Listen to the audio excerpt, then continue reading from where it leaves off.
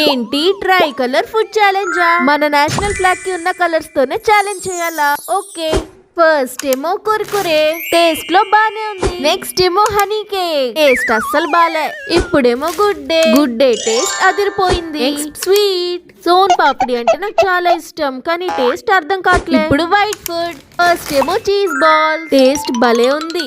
Wow. ఇప్పుడు ice cream, కరిగిపోయిన vanilla ice cream super. ఇంత పెద్ద వైట్ చాక్లెట్, ఆ టేస్ట్ అయితే అదిరిపోయింది. నెక్స్ట్ అమూల్ లస్సీ అని ఎంతో సంతోషపడ్డా, కానీ స్వీట్ ఫ్లేవర్ వల్ల నచ్చలే.